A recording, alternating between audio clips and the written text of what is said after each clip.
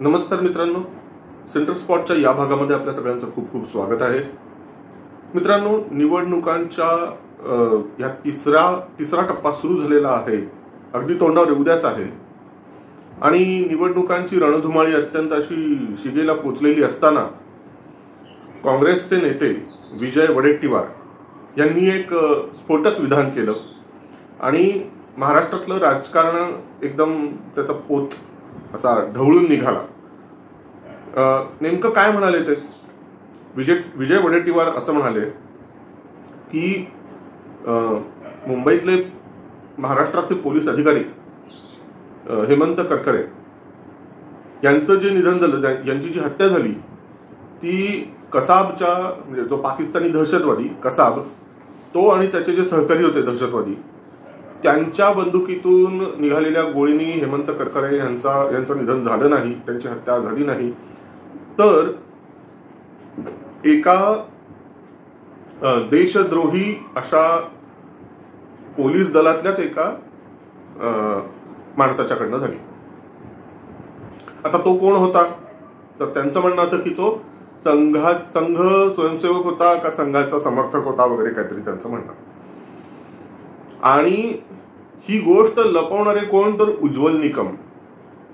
असं विस्फोटक विधान हे विजय वडेट्टीवार काँग्रेसचे नेते यांनी केलं.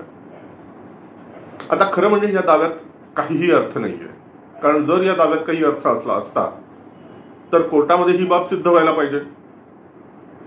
कोर्टामध्ये या गोष्टी काहीही टिकलेल्या नाहीयेत. कुठेतरी कुठल्या तरी पुस्तकात काहीतरी छापून येणार आणि त्या आधारावरती हे वडेट्टीवार वाटेल ते बोलणार. वडेट्टीवारांचं म्हणणं जर खरं असेलच समजा, मुख्य मुद्दा असा की अजमल अमीर कसाब ह्याला दोषी सिद्ध करणं इतकंच नाही तर त्याच्या मागे जे मास्टर माइंड आहेत त्यांच्यावर ठपका ठेवणं एवढंच नाही तर पूर्ण रेकी करणारा जो गृहस्थ होता डेव्हिड हेडली, त्याला सुद्धा या सगळ्यामध्ये तो मुख्य मनुष्य आहे आणि त्याच्यामुळे त्याची पूर्ण जबानी घेणं आवश्यक आहे हे लक्षात आणून देऊन, त्यासाठी फडणवीस साहेबांची मदत घेऊन त्याची जबानी घेणारे असे जे उज्ज्वल निकम आहेत त्यांना विनाकारण या सगळ्यामध्ये अडकवण्याचा प्रयत्न काँग्रेस पक्ष करत आहे, विजय वडेट्टीवार करत आहेत. दुसरी गोष्ट अशी की पोलीस दलावरती वाटेल ते निरर्गल आरोप करण्याचं सुद्धा काम विजय वडेट्टीवार यांनी केलं. की म्हणजे कसाबच्या कडून ही गोळी निघाली नाही, करकरेंना ज्या गोळीनी ठार केलं गेलं ती गोळी पाकिस्तानी दहशतवाद्याची नसून पोलीस दलातल्या एका कर्मचाऱ्याच्या बंदुकीतून निघालेली गोळी आहे हे वडेट्टीवार साहेबांना आज कळतंय. मग इतकी वर्ष का झोपा काढल्या, तेव्हा का नाही बोलले? हा एक अत्यंत महत्वाचा मुद्दा आहे. आता उज्ज्वल निकम यांनी भाजपमध्ये प्रवेश केला त्याबरोबर तुम्हाला आठवलं, आता तुम्हाला आठवलं. हे जर वास्तव तुम्हाला आधीच माहिती होतं तर इतकी वर्ष तुम्ही का थांबलात? घटना 2009 ची आहे ना. घटना कधी घडली? 2008 ला घडलेली आहे. आज 2024 आहे. असं धरून चालू की अजमल आमिर कसाबच्या वरती जी ट्रायल चाललेली होती ती ट्रायल चालू होईपर्यंत, ती संपेपर्यंत तुम्ही थांबलात. पण आता अजमल आमिर कसाब मरून किती वर्ष झाली? त्याला फाशी देऊन इतकी वर्ष झाली. उज्ज्वल निकम यांचा भाजप प्रवेश होण्याची तुम्ही वाट बघत होतात का? हे ना मित्रांनो, 70-75 वर्षांपूर्वी जो एक प्रयोग, गांधी हत्येच्या संदर्भातला जो एक प्रयोग काँग्रेसी लोकांनी केला ना, त्याची आठवण करून देणारी ही गोष्ट आहे. एखाद्याची हत्या घडवून आणणं आणि ती राजकीय हत्याच, खास नुसती हत्या कसली, एक राजकीय हत्या घडवून आणणं आणि त्याचा राजकीय फायदा उठवणं, राजकीय विरोधक संपवणं आणि स्वतः त्याच्यातून प्रचंड मोठा राजकीय फायदा उठवणं, ही जी काही कला काँग्रेसनी आत्मसात केलेली आहे, काँग्रेस पक्षाने, ती फार भयंकर आहे. तुम्हाला वाटत असेल मित्रांनो हे काय बोलतोय आपण, हा नेमका विषय काय चाललाय? कुठे हेमंत करकरे यांची हत्या आणि कुठे गांधी हत्या. नाही मित्रांनो, खूप सारे पॅरलल्स आहेत. मला मुद्दा एवढा सांगायचा आहे की राजकीय हत्या घडवून आणणं आणि त्या हत्येच्या नंतर विशिष्ट राजकीय विरोधकांना संपवणं आणि आपला स्वतःचा राजकीय हेतू साध्य करणं, या 3 गोष्टी या काँग्रेसनी आतापर्यंत वेळोवेळी खूपदा केलेल्या आहेत, अत्यंत यशस्वीपणे केलेल्या आहेत. राजकीय हत्या प्रयोग असं म्हणता येईल ह्याला. वारंवार त्यांनी हे प्रयोग केलेले आहेत आणि त्याचाच हा नवीन अध्याय आहे. आता हे ठपका ठेवत आहेत. हेमंत करकरे यांची राजकीय हत्या जर तेव्हा झालेली असेल, समजा जर पोलीस कटबीट जे काय म्हणतात त्याप्रमाणे जर सगळं हे घडलेलं असेल, तर त्यावेळेला पोलीस दलाच्या वती प्रमुख कोण होते, त्यावेळेला तिथं गृहमंत्री कोण होते, त्यावेळेला सरकार कुणाचं होतं? याच काँग्रेसचं होतं ना, आघाडी सरकारच होतं ना तेव्हा. अत्यंत महत्वाचा मुद्दा आहे हा. तेव्हा देशात सत्ता कुणाची होती? ट्रायल सगळे चाललेले होते. तुम्ही का नाही ठपका ठेवलात तेव्हा संघावरती? पुरावे होते ना जर तुमच्याकडे, तर तेव्हा ते कोर्टात न्यायचे होते. तेव्हा चान्स होता तुम्हाला, तेव्हा संधी होती. याचा अर्थच असा आहे की त्यांच्याकडे तेव्हा काहीही पुरावे नव्हते आणि हे सगळे बेसलेस पुरावे, बिनबुडाचे पुरावे, नुसते आरोप करायचे आहेत आणि समोरच्या वरती एक शिक्का मारायचा आहे, बदनामी करायची. आणि हा अशा प्रकारचा राजकीय हत्या प्रयोग काँग्रेसनी यापूर्वी खूपदा केलेला आहे. त्या सगळ्यातलं काय म्हणूया हिमनगाचं टोक आणि सगळ्यात सर्वोच्च प्रयोग जो कुठला झालेला आहे त्याच मला उदाहरण तुम्हाला सांगायचं आहे. गांधी हत्या. गांधी हत्येच्या बाबतीमध्ये मित्रांनो एक गोष्ट धरून चाला. हे ऐकण्यापूर्वी कृपया तुमची पाटी क्लीन करा, पाटी कोरी करा पूर्ण. कुठलाही पूर्वग्रह ठेवू नका आणि नीट सांगतो त्या पद्धतीने तुम्ही ऐका.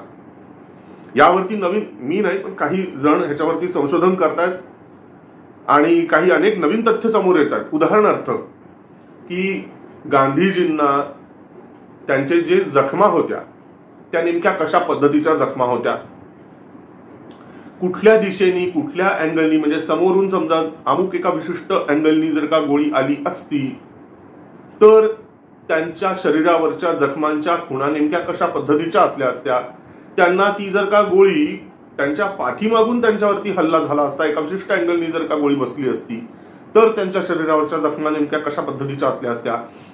बंदुकीच्या गोळीचा जो आकार आहे, बुलेटचा आकार, तो नेमका कुठल्या बुलेटच्या आकाराने नेमक्या कशा पद्धतीची जखम होते, किती अंतरावरनं मारल्यानंतर कशा पद्धतीची जखम असते. आयडियली जितक्या जवळ नथुराम गोडसे होता गांधीजींच्या, पॉइंट ब्लँक अंतर होतं, त्या अंतरावरून एक विशिष्ट ते जे रिव्हॉल्वर होतं त्यांनी हातात धरलेलं, त्यातून निघालेल्या त्या विशिष्ट गोळीनी जर जी काही इंजुरी व्हायला पाहिजे महात्मा गांधींच्या शरीरावरती, तशा पद्धतीच्या इंजुरीचे मार्क्स का दिसत नाहीत? पोलिसांच्याकडे सगळे रेकॉर्ड्स असतात. कोणत्या गोळीनी किती अंतरावर, कोणत्या अँगलनी, कोणत्या दिशेनी गोळी झाडल्यानंतर नेमकी कशी जखम व्हायला पाहिजे, शास्त्र आहे सगळं त्यातलं. पण तशा पद्धतीच्या जखमा दिसत नाहीयेत. मग जखमा कशा दिसत आहेत? तर जखमा अशा दिसत आहेत की लांबून कुठून तरी गोळी बसलेली आहे, कारण बंदुकीची ती गोळी सुद्धा वेगळी आहे, लांबून कुठून तरी आहे आलेली. जी दिशा गोडसेची आहे त्या दिशेने आलेली नाहीये ती गोळी. जखमांचे व्रण सुद्धा वेगळ्या बाजूला, पाठीच्या दिशेला जास्त आहेत.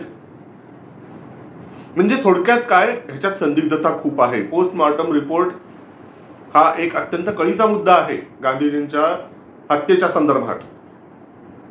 मुख्य गोष्ट अशी आहे, खूप दडपादडपी झालेली आहे त्या काळामध्ये. कित्येक राजकीय सत्य त्यातली बाहेर आलेली नाहीयेत, खूप गोपनीय पद्धतीने ती दडवून ठेवण्यात आलेली आहेत. आणखीन एक मुद्दा असा, शेवटचा ब्रिटिश लष्करी अधिकारी हा भारतातून पुन्हा त्याच्या मायदेशात इंग्लंडला जायला अनेक वर्ष उजाडली. आपल्याला वाटतं की 47ला आपण स्वतंत्र झालो, आपल्याला वाटतं की त्यानंतरच्या पुढच्या 2 ते 3 वर्षामध्ये आपल्याला संविधान मिळालं आणि मग आपण प्रजासत्ताक बनलो. पण त्याही नंतर बरीच वर्ष आपल्याकडे, म्हणजे एकतर प्रजासत्ताक होईपर्यंत इथे व्हॉइसरॉय होता, बरोबर, इथे राष्ट्रपती तोपर्यंत नव्हते.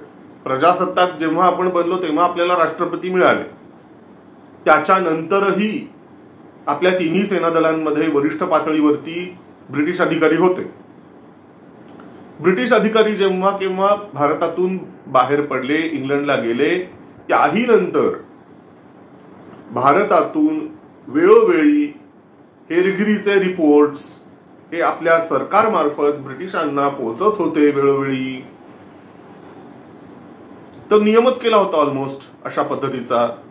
ती सवयच लागून गेलेली होती आपल्या सरकारला की आम्ही ब्रिटिशांचे हस्तक म्हणून काम करतोय, जणू काही आम्ही ब्रिटिशांचे काय संस्थानिक आहोत.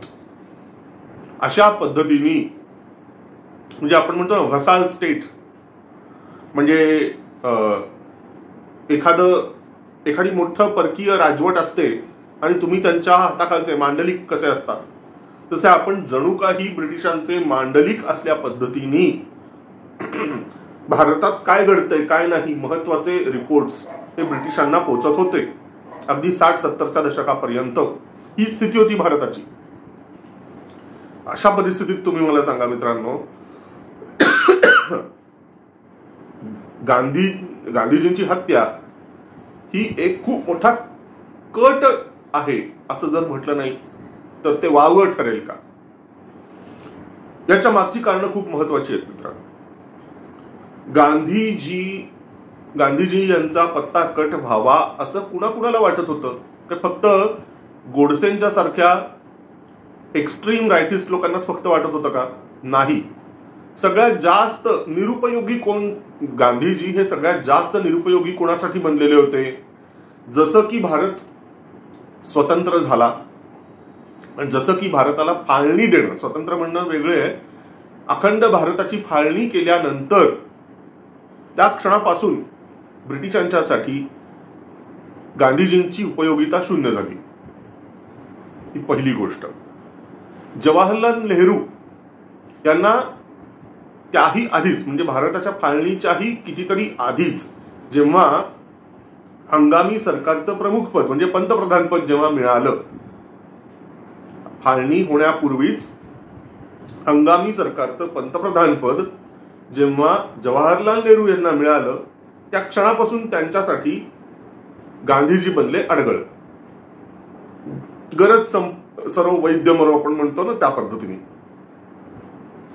गांधीजींचा उपयोग जवाहरलाल नेहरूंना केव्हा होता? जोपर्यंत प्रांतिक सरकारांनी, तुम्हाला आठवत असेल, जवळजवळ 11 का 12 प्रांतिक सरकारांनी सरदार पटेल हे आमचे पंतप्रधान असायला पाहिजेत अशा पद्धतीची भूमिका घेतलेली असताना आणि हार्डली 1 का 2 प्रांतिक सरकारांनी जवाहरलाल नेहरू यांच्या बाजूनी मत टाकलेलं असताना गांधीजींनी दबाव टाकला, सरदार पटेलांना बोलवून घेतलं आणि त्यांना सांगितलं की तुम्ही तुमची उमेदवारी मागे घ्या. अशा पद्धतीने दबाव टाकून सरदार पटेल यांना या रेसमधून, या कॉम्पिटिशन मधून माघार घ्यायला भाग पाडून गांधीजींनी जवाहरलाल नेहरूंना पंतप्रधान बनवलं. म्हणून तर आपण म्हणतो ना, he is not an elected prime minister, he selected prime minister. हे अगदी खरं आहे, हे वास्तव आहे. हे मोठं काम गांधीजींनी केलं ज्याचा उपयोग जवाहरलाल नेहरूंना झाला, अगदी बरोबर. पण ज्या क्षणापासून जवाहरलाल नेहरू पंतप्रधान बनले, त्यांच्या हातात ही सगळी काँग्रेसची सूत्र आली, त्या क्षणापासून त्यांच्यासाठी आणि खास करून देशाला जेव्हा स्वातंत्र्य मिळालं आणि फाळणी जेव्हा झाली त्या क्षणापासून त्यांच्यासाठी गांधीजींचं महत्व संपलं, शून्य किंमत. त्यानंतर गांधीजी म्हणजे त्यांच्यासाठी कोण राहिले तर एक कटकट्या म्हातारा, एक अडगळ, यापेक्षा जुनं फर्निचर. त्यापेक्षा जास्ती किंमत जवाहरलाल नेहरूंच्या दृष्टीने ती नव्हती. उलट अडचण व्हायला लागली, गांधीजींच्या प्रत्येक भूमिकेची अडचण व्हायला लागली जवाहरलाल नेहरूंना. त्याच वेळेला ब्रिटिशांच्यासाठी सुद्धा गांधीजी हे त्यांच्या मार्गातले एक धोंड बनायला लागले, रस्त्यातला काटा बनायला लागले.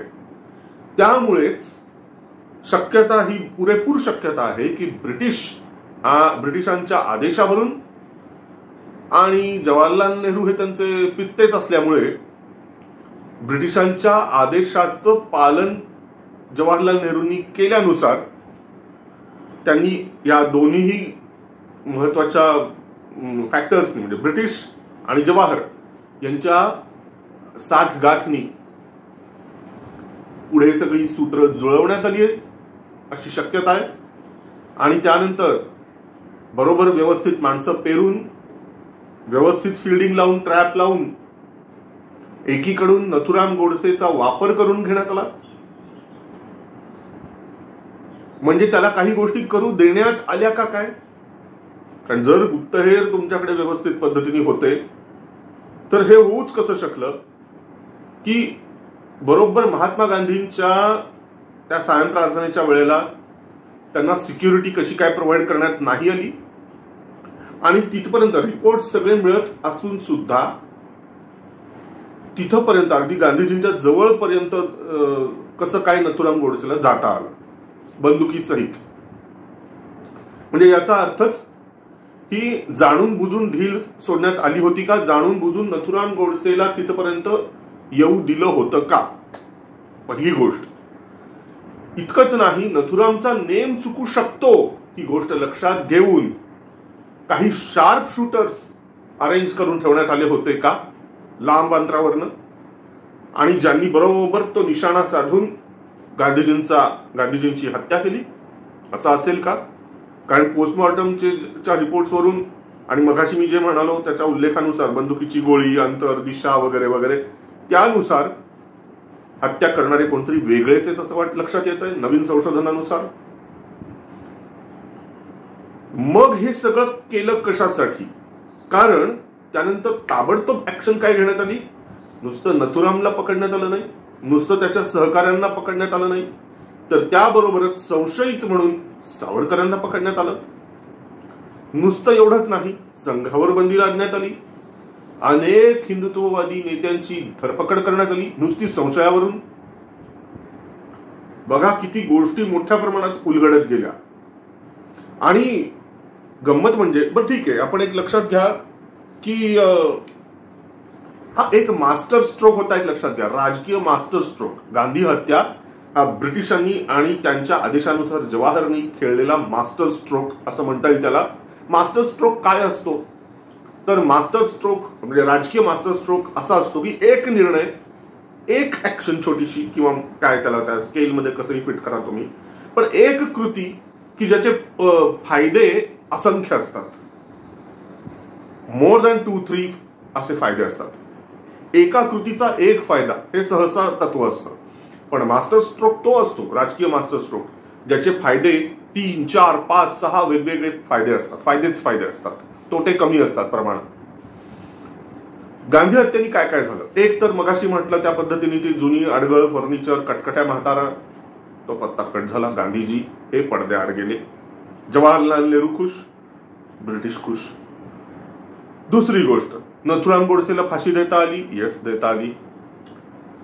तिसरी गोष्ट, सुप्रीम कोर्टाने सावरकरांना निर्दोष मुक्त करेपर्यंत सावरकरांना जेलमध्ये ठेवता आलं.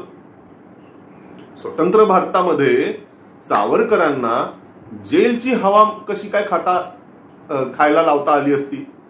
काहीतरी निमित्त पाहिजे ना.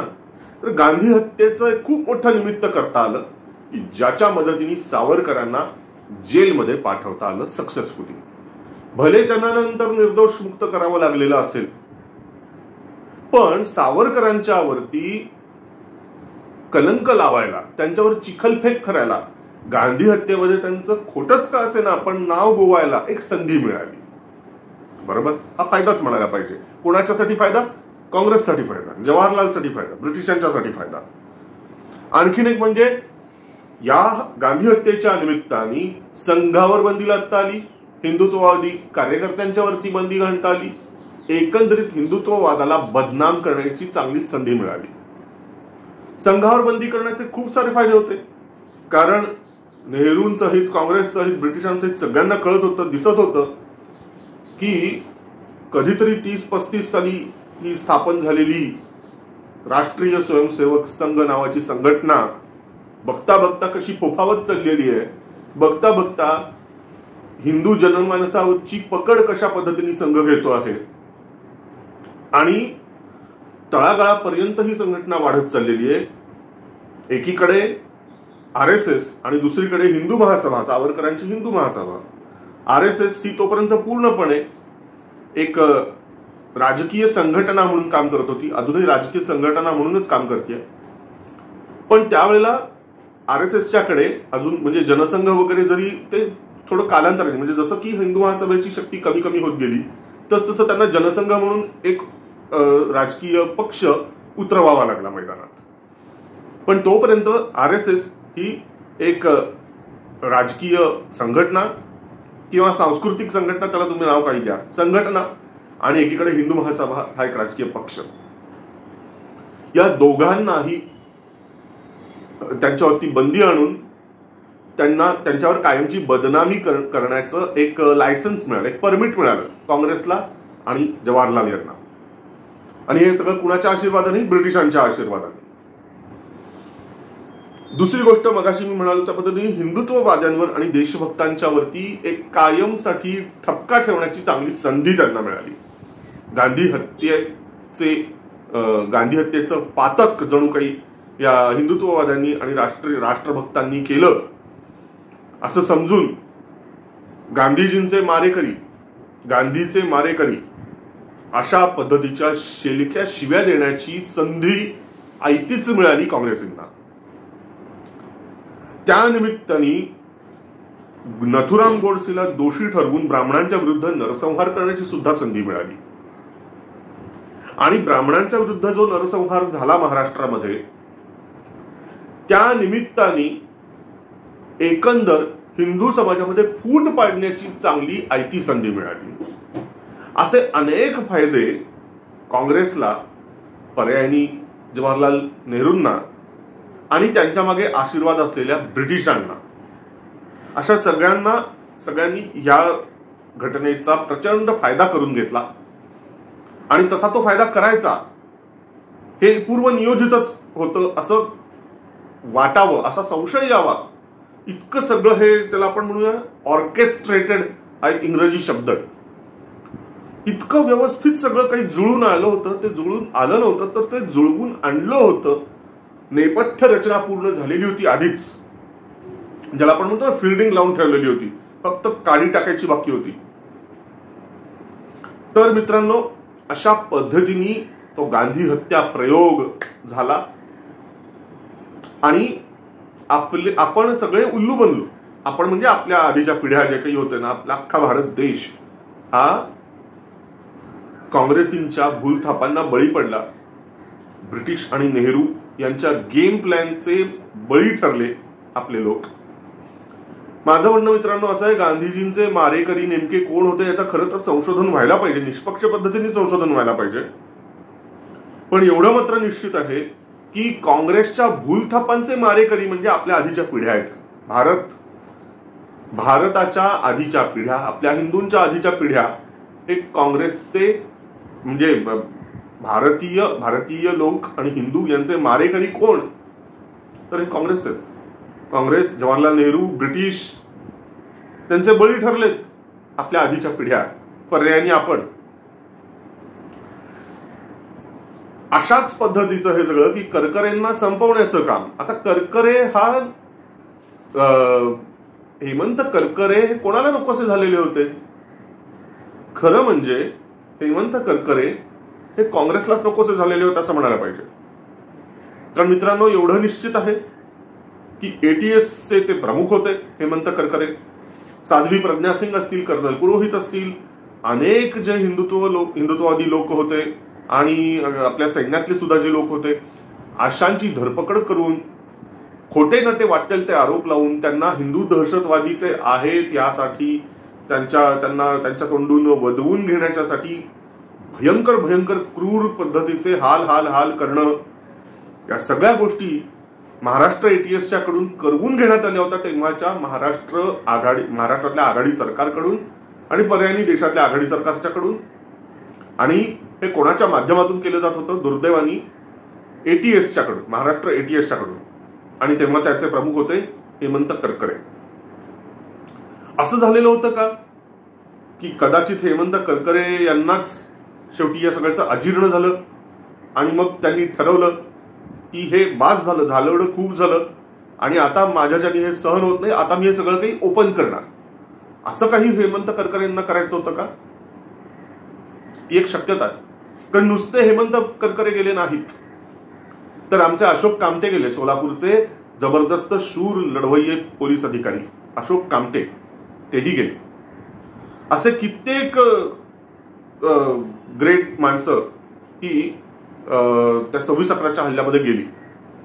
हेमंत करकरे हे नकोसे झाले होते का काय तेव्हाच्या सरकारला, आणि त्यांच्या माध्यमातून कित्येक पुरावे बाहेर पडले असते, ही एक शक्यता आहे. मग हेमंत करकरे यांची हत्या केली कोणी नेमकी? विजय वडेट्टीवार म्हणतात त्याप्रमाणे पोलीस दलातल्याच एका संघाचा शिक्का असलेल्या एका पोलीस दलातल्या कर्मचाऱ्यांनी त्यांचा वेध घेतला का करकरेंचा? की जे आपल्याला सगळ्यांना माहिती आहे त्याप्रमाणे एका पाकिस्तानी दहशतवाद्यांनी हेमंत करकरेंची हत्या केली? उज्ज्वल निकम साहेब यांचा या सगळ्यामध्ये रोल नेमका काय आहे? माझं म्हणणं आहे, हवेत सगळे जे आरोप होत आहेत, आरोप प्रत्यारोप, त्याच्या फैरी झाडणं, याच्यापेक्षा केस खुलीच होऊ द्या. केस खुली होऊ द्या, पूर्ण संशोधन व्हायला पाहिजे, सगळ्या बाजूंचं सगळे तपास व्हायला पाहिजेत. मग मात्र जर या सगळ्यातून जे कोणी ह्याच्यात दोषी असतील त्यांच्यावरती जबरदस्त कारवाई व्हायला पाहिजे. जे कोणी असतील यामध्ये गुन्हेगार, त्यांच्यावरती कडक कारवाई व्हायला पाहिजे. कारण सत्य हे नुसतं असं मीडियाच्या पुढे येऊन ओकून मोकळं व्हायचं नसतं. शब्द हे केवळ बुडबुडे असता कामा नये, त्याच्या मागे पक्क पुराव्याचा आधार पाहिजे आणि ते सिद्ध करायला पाहिजे. जर का सिद्ध झालं तर त्यानुसार परिणामांची तयारी ठेवायला पाहिजे. कोणताही परिणाम असेल, मग तो कोणताही परिणाम असेल, त्याची तयारी सगळ्या बाजूंनी ठेवायला पाहिजे. आणि त्या अनेक परिणामांपैकी हाही एक परिणाम असू शकतो की असे खोटे नाटे आरोप जर का असतील, जे काही सिद्ध होईल त्याच्यानुसार लक्षात येईलच, पण ही शक्यता आहे. अनेक शक्यतांपैकी एक तरी शक्यता ही निश्चितपणे आहे की विजय वडेट्टीवार आणि त्यांचे बोलवते धनी यांनी हवेतच बार उडवलेत का, बिनबुडाचे आरोप केलेत का? जर तसं केलं असेल तर त्यांच्यावरती जबर काय म्हणूया नुकसान भरपाई, अब्रू नुकसानीचा दावा. मला तरी असं वाटतं उज्ज्वल निकम साहेब असतील किंवा अन्य ह्याच्यात गुंतलेले अनेक जण असतील ज्यांच्यावरती हे निरर्गल आरोप करण्यात आलेले आहेत, बिनबुडाचे आरोप करण्यात आलेले आहेत सकृत दर्शनी, अशा सगळ्या लोकांनी अब्रू नुकसानीचे दावे ठोकले पाहिजेत विजय वडेट्टीवार साहेबांच्या विरुद्ध आणि पर्यायाने काँग्रेस पक्षाच्या विरुद्ध. मित्रांनो, तुम्हाला सगळ्यांना जर हा विषय, यात मांडलेले मुद्दे जर पटले असतील तर कृपया या व्हिडिओला लाईक करा, शेअर करा आणि सेंटर स्पॉटला अजूनपर्यंत सबस्क्राईब केलेलं नसेल तर बेल आयकन दाबून म्हणजे त्याचं नोटिफिकेशन पण तुम्हाला मिळेल आणि सबस्क्रिप्शन सुद्धा तुम्ही नवीन सबस्क्रायबर तुम्ही व्हा. मित्रांनो, लवकरच एका नवीन व्हिडिओ नवीन विषयासह मी तुमच्या भेटीला येईन. तोपर्यंत मला रजा द्या. धन्यवाद.